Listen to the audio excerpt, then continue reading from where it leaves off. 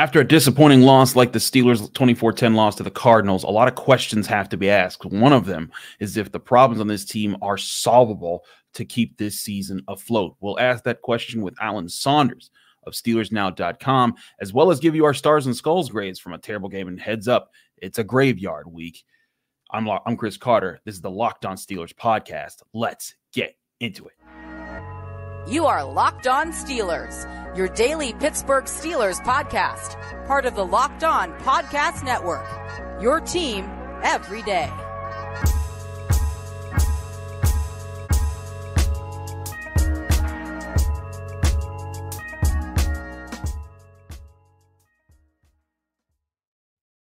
Hello and welcome to the Locked On Steelers podcast. I'm your host, Chris Carter, bringing you your daily dose of all things on the Pittsburgh Steelers. As always, you can find this show on your favorite podcasting apps and on YouTube. Like this video if you enjoyed. Subscribe to this YouTube channel to get all of your daily Monday through Friday episodes, as well as our bonus content. We thank you for making the Locked On Steelers podcast your first listen every day, because we're your team every day. And today's episode is brought to you by Game Time. Game Time is the app that you got to download right now. Create an account and use code LOCKEDONNFL, and you'll get $20 off your first purchase. Last-minute tickets, lowest price guaranteed. As I said before, we're joined by Alan Saunders of SteelersNow.com.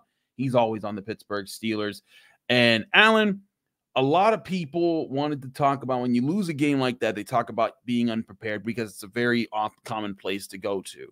And Jaylen Warren suggested that, saying that maybe the Steelers took the Cardinals too lightly.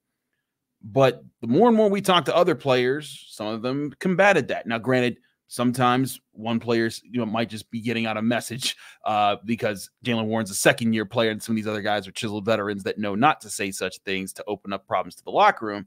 But the more and more I watched the All-22, the more and more times I was like, man, like, that was the right play call for this. That was the right play call for that. That was the right play call for that. These guys just whiffed in so many bad spots. And some of these are like, man, like if you just do the simplest thing here, and it comes back to something that we've said so many times. Can the Steelers stop beating themselves in so many games? And Alan, when we keep having to ask this week in and week out, it then creates the question, is this a solvable issue for this Steelers team right now? I'll tell you, Chris, I'll tell you who is not unprepared, and that's me. I've got it ready right here, just in case we might need it. All right. Stay tuned for Stars and Skulls. We'll see. We'll see if it's going to come out. Okay. I'm prepared. I think that there's, as always, some truth to what Jaylen Warren was saying, but some of it is probably up to the perception of the individual. Here's what I will say. I think it's very tempting when you're an offense or a unit and you make a change and then you have a good game and you say, problems are solved. It's fixed. Yep. We're good. We're not broken anymore. We're great. All we had to do was get rid of Big Bad Canada. Everything was great against the Bengals. Everything's going to keep being great. You take your foot off the gas. It doesn't have anything to necessarily do with the fact that, I mean, maybe you wouldn't do that if the next game was like the San Francisco 49ers and you could say, hey, that was good against the Bengals, but like that's not going to be good enough this week. So maybe like the Cardinals are tangentially kind of involved there, but I think that is a very natural thing that you have to fight against human nature to prevent yourself from doing when you're part of a group that has some success. You think, hey, the thing we did worked. You know, it's like why do the cops never search for the real killer, right? Well, they thought they found one. You know what I mean? Like oh, you know, like there's a natural human bias to assume that you've found all the answers already, okay? And to not dive any deeper when you get that first level of positive feedback, right? That is human nature, and I think we saw that with the Steelers offense that still has a lot of real problems despite the fact that the big bad wolf has been chased away. On defense, Minkah Fitzpatrick said something. He did not say that the Steelers didn't take the Cardinals seriously enough. He didn't say that they looked down on a 2-10 team. He said he didn't feel like the Steelers took Trey McBride seriously enough and how much of a weapon he has become and how much of a focal point of that Arizona offense he has become. And they didn't do enough to take him away early in the game. They made an adjustment, but they paid for it before they made that adjustment. That feels correct to me. The natural tendency to relax after you feel like you've made a positive change feels correct to me. Do I think that player in and out were not taking this game seriously because the Arizona Cardinals aren't very good. I don't really buy that. I did not see a team that was lackadaisical at practice. I didn't get the vibe of a team that felt overconfident about itself. This is a unit that has aspirations to be far better than they were last week. Like they're not resting on their laurels about anything, even if it's a 2-10 team. So I love the answer to TJ Watt. He said, like, I'm prepared every week. Am you going to sit here and say TJ Watt's not taking an opponent seriously? Like, get out of town. Come on. Exactly. Like, that's ridiculous. So, like, now, like, there was obviously some lack of focus. So, like, individually, maybe as a collective, I don't think so. Now, what does that say about the question you asked? Can the Steelers solve their problems? Well, I think yes. Like, if part of your problem is that you didn't take things seriously enough, and then it was yourself, right? It was your own execution. Like, it's not like the Cardinals just, sometimes you get beat. You worry, did that opponent give other teams a blueprint to follow? Like, did the Cardinals expose something about the Steelers that other bad teams can come in and use to beat them? And I think the answer to that is no. I don't think that the Cardinals did anything. In fact, the Cardinals weren't even good in that game. The Steelers were just so bad that they still lost. Like, it didn't have anything to do with the Cardinals or anything they did. And the Steelers have played 10 games this year, 12 games this year. 9 of those 12 games that they played would have been good enough to easily beat the Cardinals. So, I mean, I have a hard time believing that it's like these problems are going to keep coming back and that they're now going to lose every game like this or something like that. Very existentially, though, if you'll allow me very quickly here. Yeah, sure. Go ahead. So the problem, the problem Sunday was that the Steelers had a lack of focus, had mental lapses, made mistakes that cost them the football game. And the big and in the medium picture is they're probably not going to do that on a week in and week out basis, and they'll be okay. Like, I'm not saying they're a Super Bowl team, but they're going to be okay. They're still more likely than not to be a playoff team. I think they will be. Big picture, though, they've got to find a way to keep this from happening. They have not, like, at some point, if you want to become the team that the Steelers would eventually like to become, you can't lay eggs like this against bad teams. No. You have to find a way to combat the lack of focus and discipline, and they have not been able to do that. And I am less confident in their ability to solve that problem. That's where I think that this comes back to is the Steelers. They need to have guys, and I said this after the game, I felt like there needed to be a moment, a play where someone said, not on my watch. And like, how many times have we seen the Steelers over the years? Minka Fitzpatrick has done that at times. TJ Watt has done that a lot of times. Cam Heyward has done that a lot in his career. And I didn't feel like that was that moment in this game when things were starting to unravel and said, okay, enough is enough. We're putting our foot down. We're finding a way to keep the crazy things from happening. Now, again, that was one game. There's been plenty of times this year I think that has happened where, like, against the Titans, against the Packers, against the Browns in the first game, I think against the Bengals, there's been times where teams started to make their way forward, and the Steelers had guys at the right moment say, "Hey, no, we're not letting this happen today." And again, they're 7-5 of the one score games.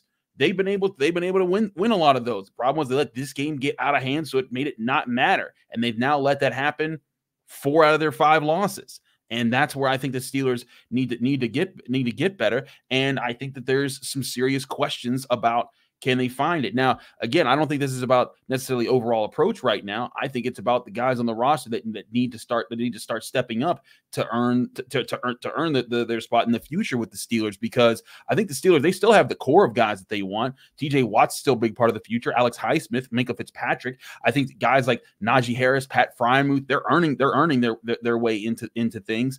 But there's certain guys, and we'll get to them in our stars and skulls grades, who, if they don't step up, I think the Steelers they have the chance to have a lot. Yeah, there's that bus ticket. He's putting a bus ticket. We actually have some bus ticket grades, and I say grades because there's multiple this week, because that's how bad things got. But on being serious, and I say this sometimes as a joke, but this is, I think, the time of the year where if the Steelers don't see certain guys step up, they could end up looking like Mike Mitchell at the end of the Jaguars playoff game, where it's just like, I know my job's done here because this was on me and I needed to step up. We got to keep it moving here because I don't want Ross Jackson yelling at me for going over my time again with Allen. We even saw him at the Combine last year, and we're like, sorry, because it's always when we're on together that we go over our time. But we'll get to all that and more, and we got our stars and skulls grades. We will talk about the quarterbacks. We will talk about a lot of the situations here and other problems for the Steelers. Don't worry, we got it all coming at you right here on the Locked On Steelers podcast. But first, we want to remind you that this show is brought to you by Game Time. Game Time is the #1 place to go whenever you need to get tickets for any event. And I mean any event. I don't just mean sporting events, like if you're going to the next Steelers game, you're going to a Pitt basketball game or a Penguins hockey game or Pitt volleyball game, because they're doing pretty well right now. You could also take these to comedy events, musical theater, acting, whatever you got that there's tickets for out there. Game Time will help you find them and find the best prices every single time. And not only the best prices, but you'll also see the best seats, because this is where I like to use Game Time. Is if I'm going to an event and I don't have tickets because I've been trying to wait out for the best prices, I don't get the scalpers. I don't look on the street and hoping for deals there. I go to Game Time, because Game Time will show you all the best prices and they'll beat the scalpers. And they actually promise you, if there's another app out there that finds you better prices in the same section and row for less somewhere else, you can get 110% of the difference on those prices when you use the Game Time app right now. Download the Game Time app, create an account, and use code LOCKEDONNFL for $20 off your first purchase, or go to their website, gametime.co. Terms and conditions apply. Create an account, redeem code LOCKEDONNFL for $20 off. Download Game Time today. Last minute tickets, lowest price guaranteed.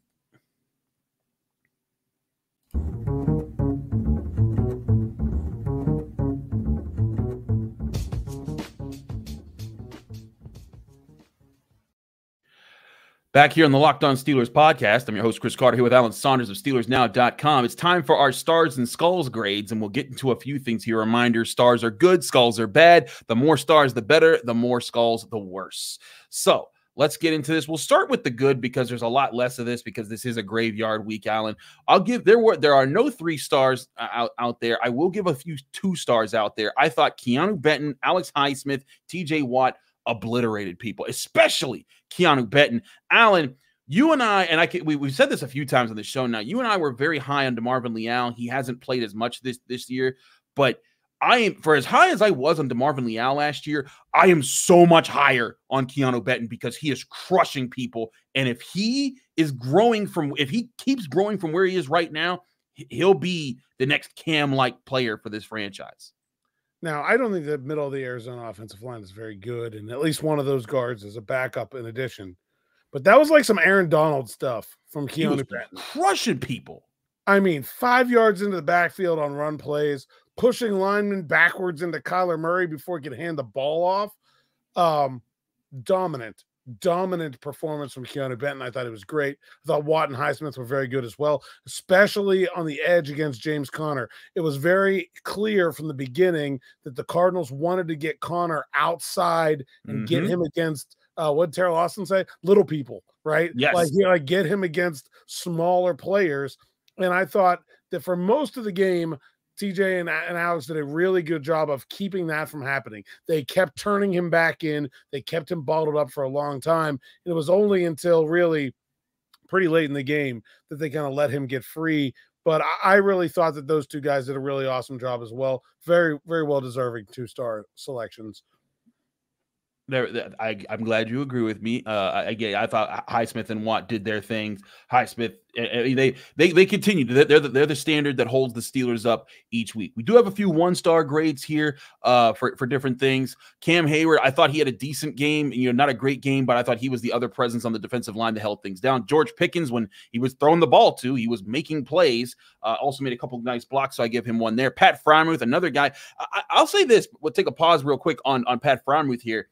His run blocking continues to look much better. I mean, there was a play where Najee Harris, it was like a zone blocking run, and like you see Pat Freiermuth look at Broderick Jones, and Broderick Jones looks back at him, and they're like, and they just chip off a guy, and Pat Freiermuth just seals his man to the outside. Jones seals his man to the inside. Najee Harris gets like 9 yards in between them. You used to not be able to do that with Pat Freiermuth. You used to have to be like, well, you're not running in that gap.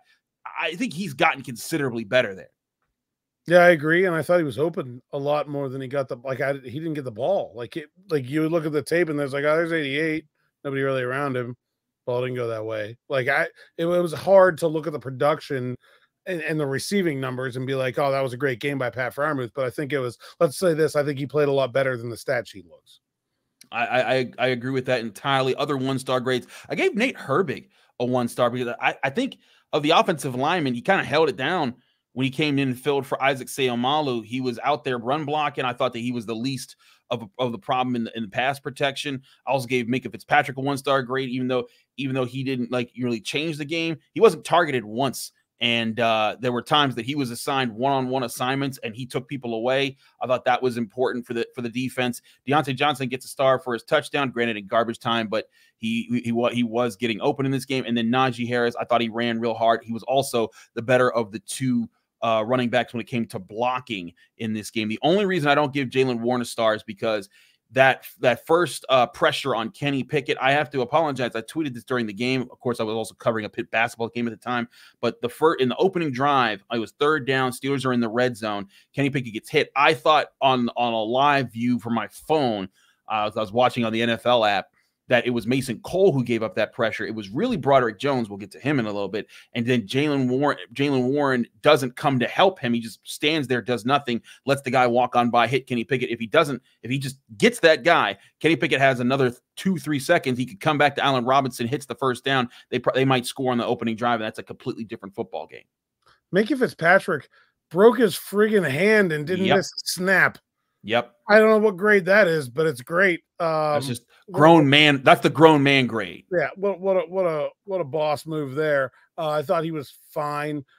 Certainly grading on a curve with a broken hand. I'll take it. I thought Deontay and George were both very good. I will say this: one of those offensive misalignment penalties, the illegal formation penalties, had to be one of them too. I doubt we're ever going to get to say who it was, but somebody needed to be on the left side of the formation and was not. I don't know which one of them it was. Well, I guess I'll never figure it out. That's the thing. I couldn't really attribute that to anyone because I went back and I looked at their two procedural penalties like that, and I was like, one of them was probably Connor Heyward. He looked like he should. Yes, there was one that was. He was not. The other one where Warren came across, I saw it from the press box. I was like, there's nobody on the left. There's no one on that side. Nobody on the left side. Somebody was in the complete and total wrong spot. And when it's that bad, it's impossible to figure it out afterwards. But it was probably one of the two wide receivers. Yeah, so I didn't dock. At the end of the day, too, I wasn't docking them too much. I mean, those were bad moments, but they both were getting open. If the Steelers' quarterback play was better, I think that there would have been a lot more offense for the Steelers, and we'll get to that in the 1-skull grades here because we got enough. We got enough other. You know what? No, I'll save the 1-skull. We'll do all the skulls and the other grades because there's more than just skulls in this next segment. We'll save all of that for the next segment here, and that will be a leading point because I want to get Alan's thoughts on what the heck to do with Mitch Trubisky at quarterback. I know a lot of people are going to be talking about Mason Rudolph. We'll get Alan's thoughts on all of that here and more on the Locked On Steelers podcast. But first, I want to remind you this show is also brought to you by Jace Medical. Jace Medical brings you what's called the Jace Case, which provides 5 life-saving antibiotics for emergency use. All it takes to get a Jace Case is to fill out a simple online form, and in some cases, jump on a quick call with one of their board-certified physicians. You get ongoing care from their physicians on any treatment-related questions that's doctor-created and doctor-recommended. Don't be caught unprepared, whether you're on extended travel bracing for a major weather event or limited by yet another supply shortage, Jace Medical's got you covered.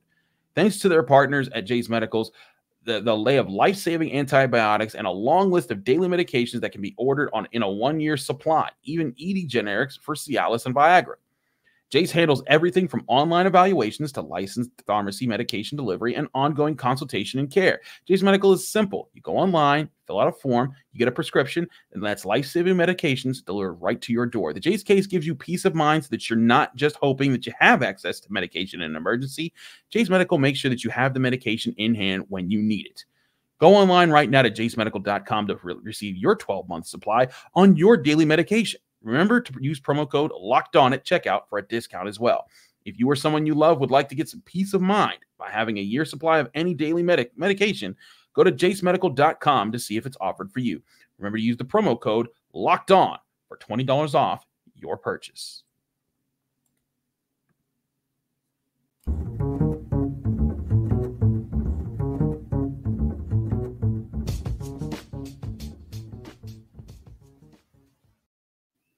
Back here in the Locked On Steelers podcast, Chris Carter here with Alan Saunders of SteelersNow.com. All right, Alan, it's time for the skulls. We got some bus tickets that are coming. Don't worry. There are, and there's multiple. We've never had multiple bus ticket grades in a week, but this is how bad this loss was. But let's get to the one skull grades first. We'll work our way up to it. One skull grades, I give James Daniels, Connor Heyward, because he had that penalty. I also thought he could have done a few more things in blocking and receiving. James Daniels, I felt like this was maybe one of his worst games as a Steeler. I think he's been very good for quite some time. But this one he wasn't. He gave up some pressures. There was that one double blitz up the middle where he just wasn't present at all, kind of fell for a stunt that kept going. He was present. He blocked Mason Cole. Yeah. That was how bad it was. And so I didn't crush him because he run blocked very well, but in pass protection it was not great. So I gave him a one skull. Other one skulls he had before we get to the quarterbacks. Larry Ogunjobi, I felt like there were times he could have been stronger at the point of attack. Chris Boswell, Presley Harvin. Boswell missing a kick in a situation I thought he should have made it. Presley Harvin just continues to be inconsistent. So those two here. But let's talk about this because I gave both Pickett and Trubisky one skull grades. And maybe I'm being too lenient, but neither of those guys turned the ball over, but they both missed opportunities. And in the first drive, I thought Kenny Pickett was on point, knew where he was supposed to go, hitting when he was needing to hit, and everything looked good. And then after that, I think things started to break down for him. He started to not see the field again, and it just continued to look like an issue. And that's where I was looking at it and thinking, like, man, Kenny's starting to get lost in the sauce again. Then on that drive where he got hurt, it looked like he was starting to see things in that situation. But then he had that one play where he gets hurt, where I know that it would have taken time for him to work his way to his progression to see Calvin Austin on the motion that he was on. But if you look at should have been the first read. That's where I was about to go with it, Alan. This is a problem. This is one I want to get your opinion on. This is one of my biggest problems with Kenny Pickett. It's not even just once the ball is snapped, reading the defense. It's reading the defense pre-snap and seeing like, hey, they have 7 guys over here and 2 guys over there. My eyes need to be on the side where the 2 guys are because that's where I'm going to get the mismatch. And if he just sees that, I mean, you can even see in the motion, the Cardinals, no one runs with Calvin Austin. So you know zone, and you know you have a conflict on the slant flat, and he looks there first. Yes. He looks to that side of the field first. You're running a route combination. You're running a slant over a flat, trying to make a conflict between the 2 defenders. What are they going to do? Okay. Is the corner going to pass the slant, or is the safety going to scrape over them to stay with Austin? Right. That's what the DBs have to decide. And they passed it, but they didn't pass it very well. You created the conflict. The conflict worked. Both guys went with, was it Pickens? Was the slant? I think it was Pickens, right? Yes. But both guys went with Pickens. Nobody went to Austin. It worked perfectly. And they didn't throw the ball. And he looked there first. It was kind of a bad snap. And so maybe he just charitably, maybe he just felt like that's a more dangerous pass. If he knew he was going to be slow to getting rid of the ball because of the snap, maybe he just took that one out of the progression. I don't know. It was still wide open. It's still got to be thrown, I think. And that this is the second time now that Kenny has kind of gotten himself hurt. He did that against Houston too, where he ran into the pressure there with his little backwards spin. And this one, he has a throw. The offensive line's pass protection was miserable in this game. But when you're turning down open throws, you're not helping them any. And I feel like he's got to bear a lot of the responsibility for his own injuries at this point. And that's where I'm also at here. And again, it comes back to the decision-making process. And this is something that I kept saying for quite some time when Matt Canada was offensive coordinator. Play calling ain't gonna change stuff if you don't just see what's right in front of you. And it kind of goes back to what you were starting to allude to in the first segment, where maybe it's not just the play calling. Maybe it's not the maybe there does need to be a clean sweep of things here to kind of get people past the problems that they're in. But right now, Alan, I currently see a team that has that no quarterback seems to be consistently looking to the right place. Mitch Trubisky, he got a lot of his yards and his touchdown in garbage time when the Cardinals backed off. But there were times there were open plays for him too, and they just weren't seeing them. And I'm like, man, the Steelers have a quarterback vision problem. They need someone to be able to help them there. And that's where it comes down to, if you wanted to talk about the preparation part, where either Mike Sullivan's not doing a good job as a quarterback coach, Eddie Faulkner, he could organize as much as he wants, and he's not getting people to look at it. But at some point, you need quarterbacks to make basic reads and make basic throws, and the Steelers might not have those guys on the roster. I give Trubisky like the benefit of the doubt as a guy coming in as a backup. True, Second, off the bench. A new offensive coordinator, play caller he's never worked with before. I'm assuming that in this changeover period, the Steelers have been maximizing every potential rep for Kenny Pickett to try to get him comfortable with those guys. So there probably hasn't been a lot of work for Mitch Trubisky. So I kind of I'd probably be a little bit more lenient on Trubisky, but he certainly was not very good in this game either. And I think that there's some people that are going to say, bring in Mason Rudolph. I'm like, buddy, we saw that guy got benched for Duck Hodges. Also, like, Mitch and Kenny can't get rid of the ball fast enough. What's the guy with worse mobility going to do? Exactly. Moving along here, 2 skull grades. Only two scholars that I have here. If it'll pop up. I don't know why it's not. Is it popping up for you, Alan? I got it. I got DeMonte KZ and Broderick Jones. DeMonte KZ gave up what should have been a touchdown to Rondale Moore. Yep. And Broderick Jones is doing this thing with his feet in the pass pro game that I highlighted it on Twitter. He's like stopping his feet and letting guys get around him on the edge. Yes. It's this bad habit that has kind of crept in, and they've got to nip that in the bud right away. I think he's a good player. Obviously, I'm very enthused about his run blocking game, but it was troublesome in this one, and they better get it figured out. Agreed. Thank you for helping me there, because it wasn't popping up for some reason on my screen. But yeah, I thought this was Broderick Jones's worst game. And granted, I think that's not a crusher because he's had several really good ones. So, this was probably his worst week, and that happens. But yeah, DeMonte KZ, not only did he give up that deep ball, he gave up the touchdown to McBride on that drive. I gave him a 2 skull. He also didn't really help much in other places. All right, 3 skull grades. I got Michael Walker and Trenton Thompson. Now, before anyone else asks about certain players, don't worry, there's one more coming.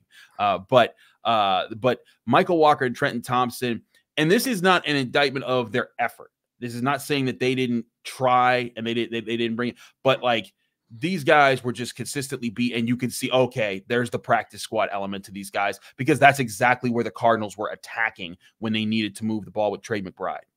I didn't think Thompson was that bad, but maybe I didn't see it because I wasn't necessarily looking for it. But I think Walker was simply just asked to do more than he's capable of doing after Landon Roberts got hurt. I'm not saying this as it's nothing against him. It's not like he wasn't trying.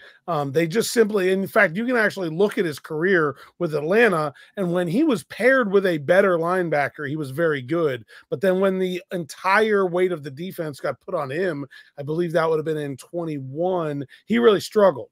And so I think, it's clear that they were asking Michael Walker to do more than he's capable of doing. It showed up over and over again. They did find some answers in the second half, I thought, in terms of McBride, but then they weren't able to deal with Connor. I don't know how correlated those two things are, but it sure felt like they were like, oh, McBride's killing us. Okay, we'll do this. And then the Cardinals countered that with being able to get Connor loose against some of those smaller guys in a way they weren't able to in the first half. And, I think there's a lot to be said about the Steelers defense and the way they defend the run, the way they are tough and physical. And it is a body blow to that entire reputation to see a team like the Arizona Cardinals run the ball down their throat with the game on the line. The Steelers probably weren't going to win anyway, but give your offense another chance to get back out there, guys. Come on. And now it's time for the bus ticket grades, because we got a few of them. I got 3 bus ticket grades. Now, we reserve this for really, really bad performances. One's to Mason Cole, who didn't look good in pass pro, didn't look great in run blocking, and couldn't snap the ball. And when you can't snap the ball and you're causing turnovers and killing drives, you can't even play center. And this is also part of it is an accumulation for me because Mason Cole has not been good this year. He's had days where he's been better, but on the whole, it's unacceptable from your veteran to have performances like that. Your job is to hold it down, not be the liability. And my goodness, was he the biggest liability on this offensive line yet again? And that's where my biggest problem there. Other guys who get bus ticket grades, Mark Robinson. I know that a lot of people like Mark Robinson, and I do too. Mark, you can see the effort and the heart's there, but man, this dude does not know where he is going. And I continue to see time and time again where he's just in the wrong place, can't communicate. When Landon Roberts, like you said, when Roberts was out there with Walker, you could see the communication. They were back and forth. Like, oh, you're here, I'm there, let's go. When Robinson was out there, Walker was like here, and then Robinson was like, no, here. And then you could see the discoordinated effort there between them. And a lot of it came from Robinson being on the field. That's why he gets a bus ticket grade. He was a big part of the problem for the Steelers. My final bus ticket grade here, Miles Killebrew, 3 special teams penalties. You're normally the ace. And I'm not saying that Miles Killebrew does need to be fired right now because he's been very good for years, but this was that you could not have hurt your team worse than he did.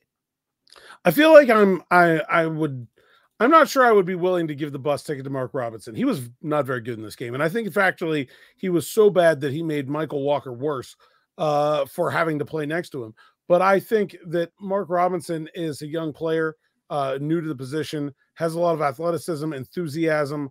I like him a lot. I don't think I'm ready to give up on him as a project, but he is clearly not a finished product yet and not ready for the kind of role that they needed him to be ready for in this game. And that's sort of disappointing for a guy halfway through, 3/4 of the way through his second year. I get that, but I'm not willing to give up on Mark Robinson yet.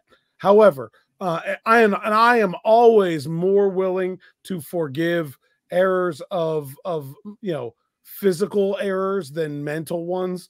And especially when you have one job, and when you're the center, your one job is snap the friggin' ball. We lived through Kendrick Green. The Steelers literally signed Mason Cole under the entire premise of like, look, maybe he won't be great, but at least he can snap the ball. Like that was literally like the sales pitch.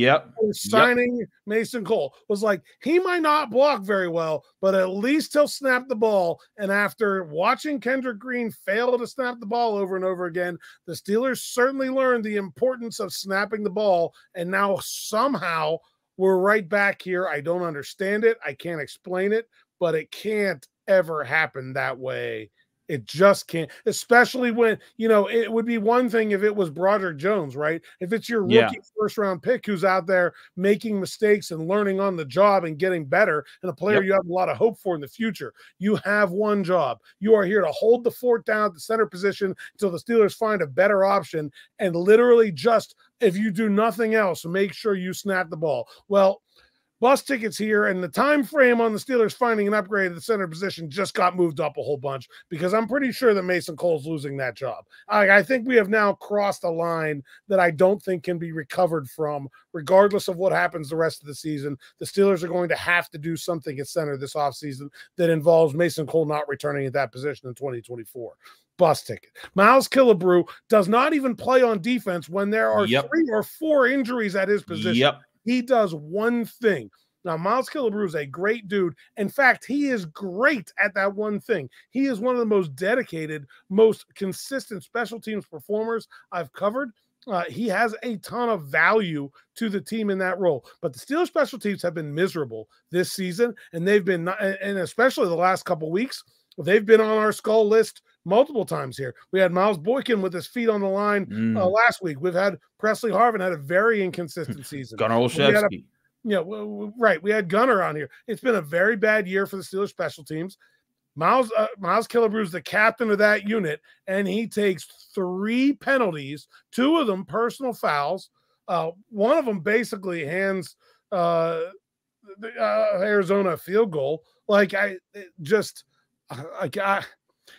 if it's Mark Robinson, if it's Mark Robinson playing special teams and you're there because you're on the team and you're a guy that the team likes and they want to develop you and you can't do nothing and hold down a spot on the 53-man roster. So the thing you're going to do is special teams. If Mark Robinson takes 3 penalties on special teams, you live with it because he's not there for that. He's there because you're trying to build him into a linebacker and you can accept some negativity. You have one job. You only play special teams. You can't take 3 penalties on special teams, especially one as boneheaded as hitting a guy who called for a fair catch. Like, that is the easiest thing to not do. Unacceptable. Whew. There's some heat on that mic over there. You can't just hand out a bus ticket. You got to give it. Absolutely. Hey, listen, that's why we put him there. And you know me, I haven't used the bus ticket since we originally gave it to Marcus Allen for similar problems last year. But that's how serious it has to be a problem for you to get a bus ticket. Maybe I do need to go a little bit easier on Mark Robinson and just give him a normal old 3 skull grade. But I just felt like there were some big problems there. But Mason Cole, Miles Killebrew, get on the bus because that's a big problem. He's Alan Saunders of SteelersNow.com. Alan, thanks so much for joining us. Let people that can find you, follow you, and get more of your work on anything special you got coming up. A_Saunders_PGH on Twitter. PGA Steelers Now sites account, SteelersNow.com. Steelers Afternoon Drive, me and Zachary Smith, and sometimes Chris Carter. Hey. We'll see. Short week is tough. We'll get them on, though. We'll get them on. Absolutely. I'm Chris Carter, host of the Locked On Steelers podcast. Find me on Twitter and Instagram and all my social accounts at Carter Critiques. Read my work at the Pittsburgh Post-Gazette, post-gazette.com for that. And find me here on the Locked On Steelers podcast every Monday through Friday, breaking down your Pittsburgh Steelers on your favorite podcasting app and on YouTube. We're back tomorrow. We're hoping to have Jenna Harner on early for a Wednesday episode since we're going to have to switch things up for the short week. We're hoping to have a good conversation then. We'll see you here right here on the Locked On Steelers podcast.